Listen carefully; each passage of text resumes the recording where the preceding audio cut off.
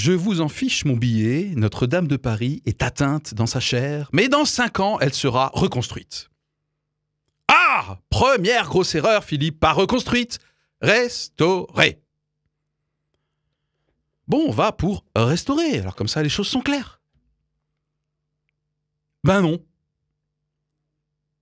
Comme l'a montré la dernière émission Éclairage, le débat est vif et les craintes à cran suite à la volonté présidentielle que le chantier de restauration de cette cathédrale universelle et patrimoine de l'humanité, c'est pas moi qui le dis, c'est l'UNESCO, soit terminé en 2024 et non 10 ans après, à peu près. Alors vif, le débat ne l'était pas finalement dans l'équipe. En gros, tous les 4, on était d'accord que chercher à reproduire à l'identique, de surcroît avec des matériaux d'antan, serait débile. Et surtout, j'ai senti beaucoup de confiance, comme quoi ceux qui ont la charge de décider, dessiner et œuvrer, vont faire tout ça avec beaucoup de sagesse. On ne peut pourtant pas taxer notre équipe de naïves, d'immatures ou d'écervelés. En tout cas, pour les 2 premiers adjectifs, je suis sûr. C'est vrai quoi, autour de la table, il y a de l'âge, de l'expérience et même des flèches. En parlant de flèches, il ne faut pas en être une pour deviner que la prochaine version post-Viollet-le-Duc, aujourd'hui fantasmée, sera demain scrutée, critiquée, applaudie, de belles empoignades en perspective sans doute.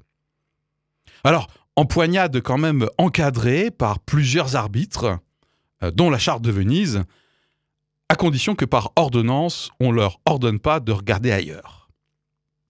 En tout cas, bel enjeu architectural et technologique et magnifique illustration qu'émotion rime avec donation. J'ai quand même eu un petit moment de grande frayeur. Dans notre unanimité, envisager sereinement la restauration de la cathédrale Notre-Dame de Paris, et même à comprendre l'empressement volontariste du président de la République, j'ai cru entendre que ce monument appartient à tous, et en tout cas pas à l'Église catholique, et que sa restauration doit donc prolonger un signal universel, voire universaliste. Vous me voyez venir. Dans un contexte de vivre ensemble, de se parler, de nous enrichir de nos différences, d'accueillir l'autre, à tel point qu'il ne se sente jamais ni insulté, ni méprisé, ni discriminé, ni rien que ce soit de désagréable à ses yeux, j'ai eu la vision crasse et fugace d'une cathédrale déchristianisée, symbole d'une humanité réconciliée avec elle-même et avec tous les dieux, tolérante et respectueuse. Wow, l'équipe m'a vite rassuré. Et donc j'ai atterri et quitté cette vision que certains qualifieraient de paranoïaque à tendance complotiste.